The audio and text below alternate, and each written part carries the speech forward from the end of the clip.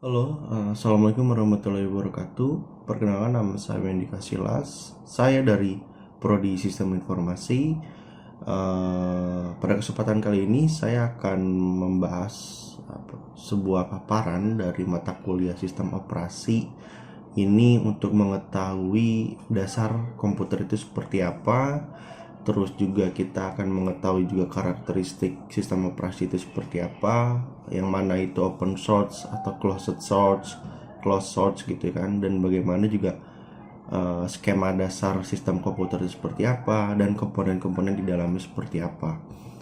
Untuk pokok pembahasan kali ini ada 5 pokok penting yang saya akan bahas mengenai sistem operasi, karakteristik sistem operasi, skema dasar komputer, selanjutnya ada input, output, dan memori itu seperti apa. Ini masuk ke komponen komputer. Yang terakhir itu ada bagaimana cara kita menginstal suatu sistem operasi. Yang saya contohkan di sini adalah menginstal Windows 10 ya. Oke, kita masuk ke slide selanjutnya. Di sini bisa kita lihat apa sistem operasi ya. Sistem operasi ini adalah perangkat lunak yang bertanggung jawab untuk mengelola perangkat keras komputer dan menyediakan berbagai layanan untuk program komputer. Fungsi utama dari sistem operasi ini adalah ya mencakup manajemen proses, manajemen memori, manajemen perangkat, manajemen file, keamanan dan proteksi, serta user interface. Manajemen proses ini yang melibatkan penjadwalan dan sinkronisasi proses ya. Manajemen memori ini yang mengalokasikan dan mendistribusikan memori ke proses yang berjalan. Selanjutnya ada manajemen perangkat, ini untuk mengontrol dan mengelola penggunaan perangkat keras ya. Manajemen file untuk menyimpan dan mengelola data, serta keamanan dan proteksi untuk melindungi data dari akses yang tidak sah gitu ya. Selain itu, sistem operasi juga menyediakan antarmuka pengguna yang memungkinkan kita berinteraksi dengan komputer, atau bisa kita sebut adalah user interface.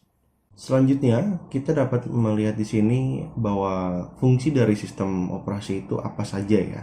Seperti fungsi dari manajemen proses itu sendiri, salah satu fungsi utama sistem operasi yang menangani berbagai tugas seperti penjadwalan proses, penanganan deadlock, dan sinkronisasi antar proses. Sistem operasi juga bertanggung jawab atas manajemen memori tentunya, di mana memori ini dialokasikan dan didistribusikan ke proses yang sedang berjalan. Selain itu, manajemen perangkat mengendalikan dan mengelola penggunaan perangkat keras. Manajemen file menyediakan sistem file untuk menyimpan dan mengelola data sementara. Sedangkan fungsi keamanan melindungi data dan sumber daya dari akses yang tidak sah. Terakhir ini sistem operasi menyediakan antarmuka yang mungkin kita berinteraksi dengan sistem ya. Itu ada di user interface. Itu sebagai dari fungsi-fungsinya lah ya. Lalu bagaimana karakteristik sistem operasi? Karakteristik dari sistem operasi ini terbagi menjadi 2 poin penting, yaitu open source dan closed source ya.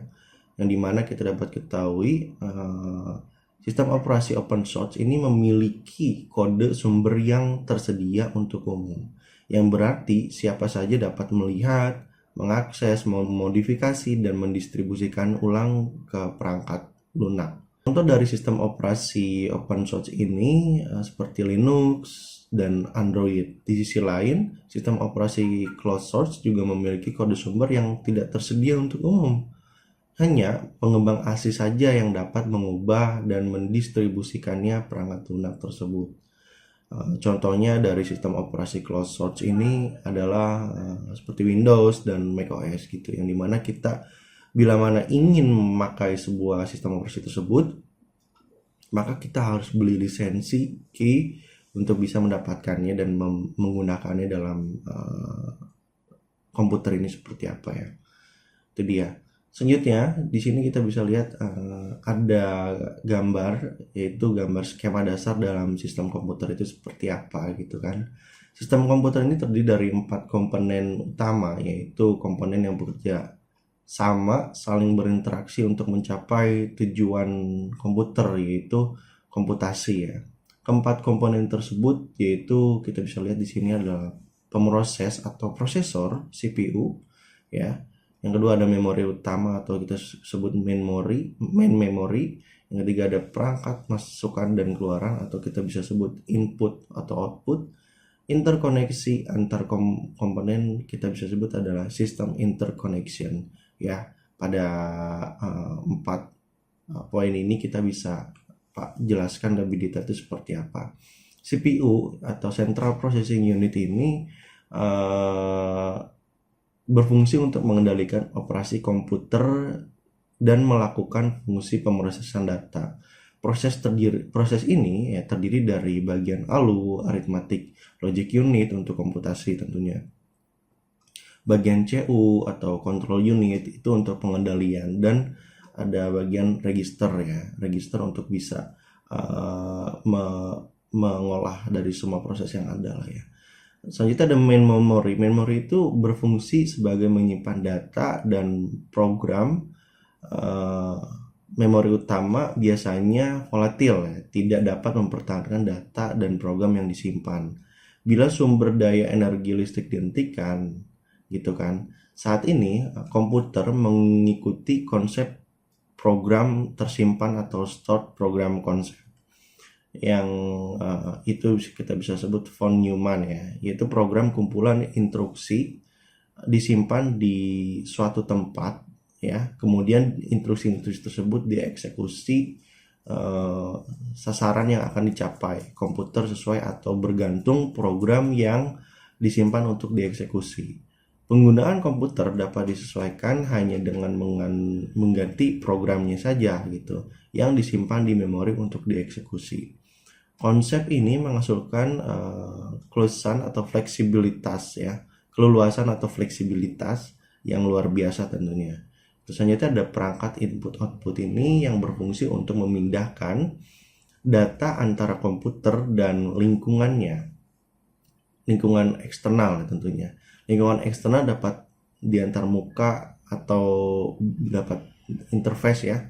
Beragam perangkat diantaranya adalah perangkat penyimpanan sekunder, perangkat komunikasi terminal, dan sebagainya. Perangkat-perangkat ini berfungsi menghubungkan komputer dengan dunia luar sehingga komputer bermanfaat bagi lingkungan yang ada.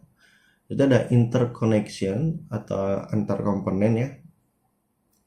Ini adalah struktur dan mekanisme di mana untuk menghubungkan ketiga komponen, yaitu pemrosesan main memory, perangkat input output gitu kan. Secara fisik interkoneksi ini berupa perkawatan ya, secara fisiknya ya. Interconnect ini tidak hanya kawat, tapi juga memerlukan tata cara atau aturan komunikasi agar tidak kacau gitu ya, atau chaos lah ya. Sehingga dengan susunan yang lebih baik ini kita dapat mencapai tujuan yang diharapkan untuk bisa dapat mengolah proses yang ada di dalam komputer itu seperti apa ya.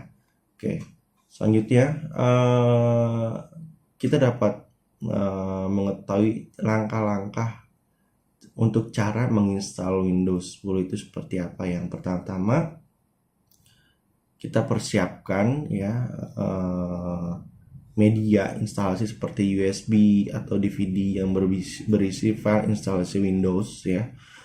Disclaimer, mungkin penginstalan ini juga bisa dilakukan seperti bajakan ya. Kita bisa download crack di suatu sumber internet, media, atau bahkan kita bisa beli mentahannya itu DVD, bisa suka ada yang jual. Tapi alangkah baiknya kita memakaikan sistem komputer ini yang jauh lebih original ya, karena kita menyimpan data otomatis harus dirasa aman lah ya, untuk keamanan sistemnya itu sendiri.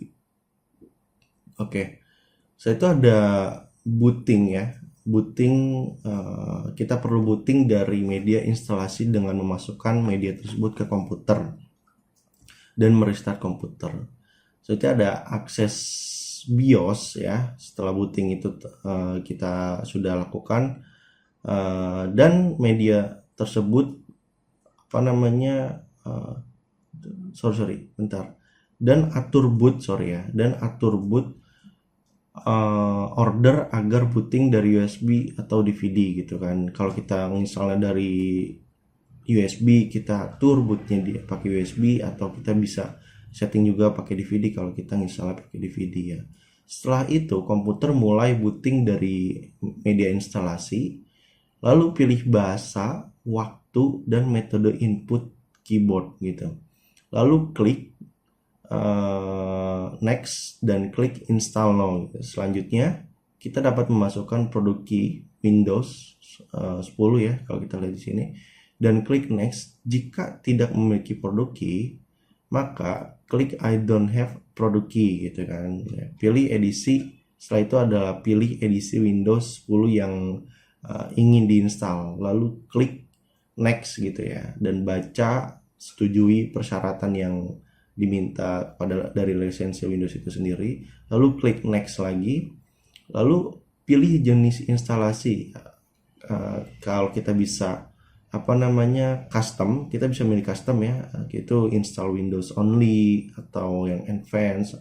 Dan setelah itu kita juga bisa memilih partisinya, itu tempat Windows akan diinstal itu mau di drive D atau drive C gitu kan. Sarannya sih di C ya, karena itulah yang merupakan tempat drive untuk menyimpan OS itu sendiri ya. Dan setelah itu kita klik next, maka tunggu hingga proses instalasi itu selesai ya. Setelah instalasi selesai, maka ikuti panduan untuk mengatur wilayah, bahasa, dan akun pengguna tentunya untuk masuk ke desktop Windows 10 seperti apa. Itu mungkin beberapa langkah untuk kita dapat menginstal suatu sistem operasi dalam sebuah komputer seperti apa ya. Selanjutnya sebagai penutup dari pembahasan berbagai topik, mulai dari definisi dan fungsi sistem operasi, karakteristik sistem operasi, kita juga tahu open source dan closed source itu seperti apa, lalu skema dasar sistem komputer dan komponen di dalamnya itu seperti apa gitu, hingga langkah-langkah menginstal suatu sistem operasi dalam komputer seperti apa.